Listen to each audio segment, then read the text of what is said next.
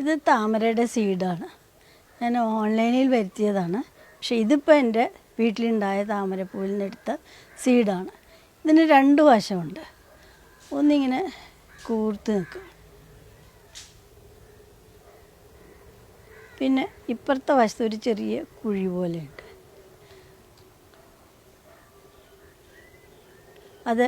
അപ്പം നമ്മൾ ആദ്യം ചെയ്യേണ്ടത് എന്താണെന്ന് വെച്ചാൽ ഈ കുഴി പോലെയുള്ള വശം സാൻഡ് പേപ്പറിൽ നല്ലോണം ഉരയ്ക്കണം. ഉരച്ചൊരു വെള്ള നിറം വരുന്നത് വരെ ഉരയ്ക്കണം. അത് കഴിഞ്ഞിട്ട് ഇതുപോലെ ഗ്ലാസ്സിൽ വെള്ളം എടുത്തിട്ട് അതിലിട്ട് വയ്ക്കണം. അപ്പോൾ അതിങ്ങനെ പൊങ്ങിക്കിടക്കും. പിന്നെ ഒരു 3 ദിവസം കഴിയുമ്പോൾ അതിൽ കുറേശ്ശെയായിട്ട് ഇലകൾ വന്നു തുടങ്ങും. ഇതിപ്പോൾ ഒരാഴ്ച കഴിഞ്ഞിട്ടുള്ളതാണ്. വേരുകൾ നല്ലോണം വന്നിട്ടുണ്ട്. ഞാനിത് എടുത്ത് കാണിക്കാം. ഇപ്പോൾ ചട്ടിയിലേക്ക് നടാനുള്ള പാകമായി. കണ്ടോ, നിറച്ചും വേരുകൾ വന്നിട്ടുണ്ട്. ഇലയും ഇത്രയും നീളത്തിലായി. ഇനി നമുക്ക് ഇത് നടാനായിട്ട് ചട്ടി തയ്യാറാക്കണം.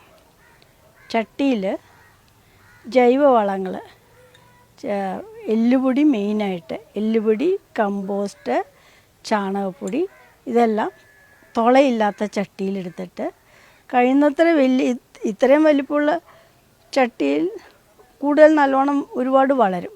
പക്ഷേ അത്രയും വലിപ്പമൊന്നും വേണമെന്നില്ല. ഈ വലിപ്പത്തിലുള്ളതാണെങ്കിലും വളരും. അപ്പോൾ അതാകുമ്പോഴാണ് ഈ വലിപ്പമാണ് ഐഡൻറ്റിക്ക്. അപ്പോൾ ഈ വളങ്ങളെല്ലാം അടിയിലിട്ടിട്ട് അതിൻ്റെ മീതെ പാടത്ത് ചെടി കിട്ടുകയാണെങ്കിൽ ആ ചെളി ഇടുക. അതല്ലെങ്കിൽ സാധാരണ നമ്മുടെ വീട്ടിലുള്ള സോയിൽ തന്നെ ഇട്ടാലും മതി. എന്നിട്ട് അതിൻ്റെ മീതെ കുറച്ച് മണൽ നിരത്തണം. മണൽ നിരത്തണത് എന്തിനാണെന്ന് വെച്ചാൽ പായലധികം വരാണ്ടിരിക്കുകയാണ്. നമ്മൾ ഈ എല്ലുപൊടിയൊക്കെ ഇടുമ്പോഴത്തേക്കും കണ്ടമാനം പായൽ വരും. അപ്പോൾ ഈ മണൽ നിരത്തണോണ്ട് പായലധികം ഉണ്ടാവില്ല. എന്നിട്ട് ഈ പ്രായത്തിലായ താമര അതിലേക്ക് പതുക്കനെ നട്ടു കൊടുക്കണം. എന്നിട്ട് വെള്ളം നിറയ്ക്കണം.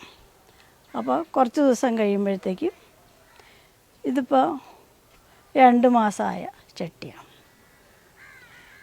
ഇത് കുറച്ചും കൂടി വലുതാവുമ്പോൾ ഈ ഇലകളൊക്കെ നേരെ നിവർന്നു വരും. അപ്പോൾ എന്തെങ്കിലും പൊട്ടാസ്യം കലർന്ന വളങ്ങൾ ചേർത്താൽ പൂവുണ്ടാവും.